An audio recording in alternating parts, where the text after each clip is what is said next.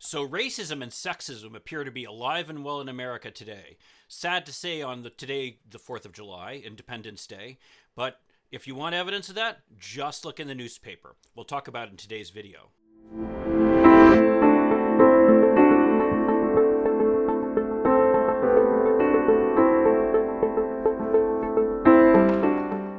I'm Mike Greiner. I'm a lifelong Democratic activist who's concerned about the direction our country is taking. If you share my concerns, maybe you could like this video and subscribe to this channel and maybe even click that little bell that will notify you when I post something new. So the first of the articles talks about a storm at ESPN over a battle between two female reporters over who is going to get a plum assignment. One of those reporters, Maria Taylor, is black. The other, Rachel Nichols, is white. Apparently, Nichols was taped while she was having a phone conversation with a career advisor talking about how she had been displaced for a plum assignment hosting the 2020 NBA Finals coverage, arguing that the reason Maria Taylor got instead of hers was because of her race.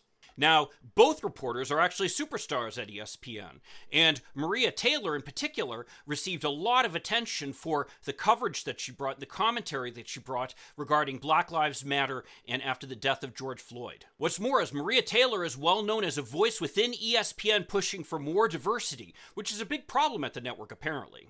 The battle between the two has apparently become so intense that ESPN has even made the decision to not have any interaction between the two stars while they're covering the same game. That's required some real machinations on ESPN's part, even taping certain segments which otherwise would be seemingly held live. Now, while I shared the outrage of a lot of people over Rachel Nichols' comments, really when I read this article, all I could feel was sad, because this is a real example of the tragedy that is racism and sexism in America. Here you have two clearly outstanding women who have worked very hard to rise to the top of their profession. And the minute that they make it into the room where really the exciting opportunities are occurring, what are they given? They're given scraps off the table that they have to fight over. Rather than ESPN's response saying, oh, this is great, we've got such two outstanding people who could be doing this job, and them sharing the duties somehow or expanding the lineup, what ESPN does is literally create this battle between the two. It's as if there's this woman's slot that they've created, and they're going to allow these two women to fight over it. In truth, both women should be really sharing the same perspective, that both have been the victims of racism and sexism at this white male-dominated network. And in fact, in the taped conversation, Rachel Nichols even says that.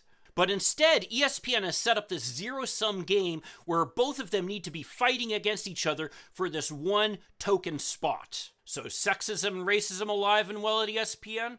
You betcha. The second article that jumped out at me was an article about 11 arrested in armed roadside standoff in Massachusetts. And I'm going to post links to all these articles down below as I always do.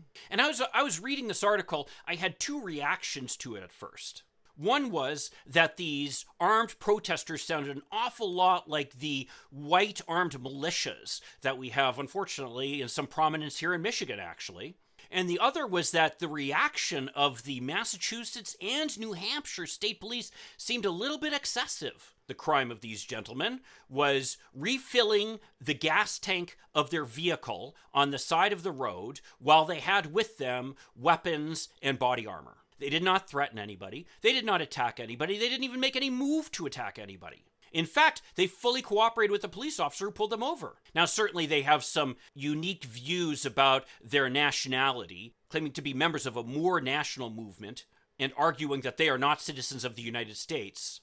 Nevertheless, despite their complete cooperation and their lack of violent activity, dozens of police officers from both Massachusetts and neighboring New Hampshire responded, ended up arresting these 11 men, and ended up charging them with multiple felonies.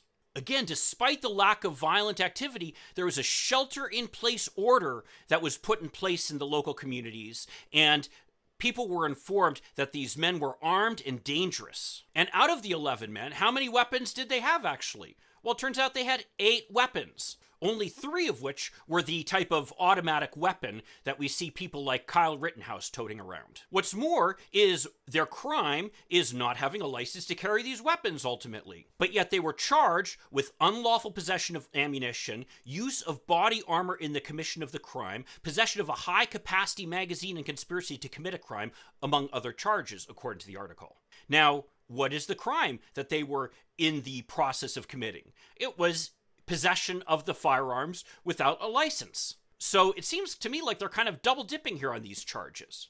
In fact, much of the arrest and the situation surrounding it was actually videotaped by the men and posted on YouTube. And some of the quotes include, according to the New York Times, "We do not intend to be hostile. We do not intend to be aggressive. We are not anti-government. We are not anti-police. We are sovereign citizens, and we are not black identity extremists." And then suddenly I thought to myself, black identity extremists. It did seem like this was a pretty big reaction to a right-wing extremist militia, especially given the fact that people like Kyle Rittenhouse were marching around with automatic weapons and shooting people, almost with the encouragement of the police as they're watching protesters. So I did a little more digging on this. It turns out, of course, that these men are black.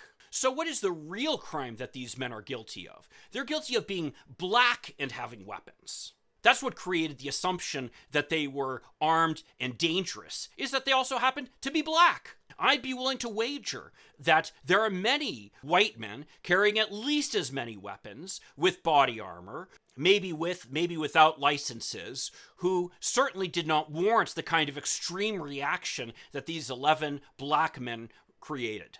And in most cases, I would bet, those men are simply given a warning, maybe lose their weapons. They're not arrested and charged with multiple felonies. So suddenly what seemed at first like kind of a reasonable response to armed and dangerous militias really turns out to be another example of racial profiling.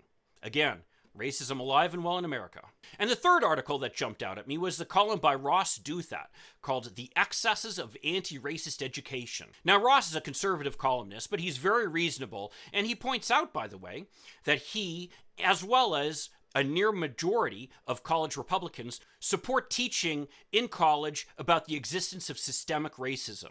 Now, that support, by the way, seems like a breath of fresh air to me, because so much of the Republican Party and the conservative movement has aligned itself against any kind of knowledge of how racism has impacted America. Nevertheless, Mr. Douthat goes on to complain about the progressives making white people feel guilty for their race. And I can sympathize with that. Certainly when I was first exposed to the privilege that I enjoy as a white man, I actually felt feelings of guilt, even though I really hadn't done anything to cause it other than being a white man.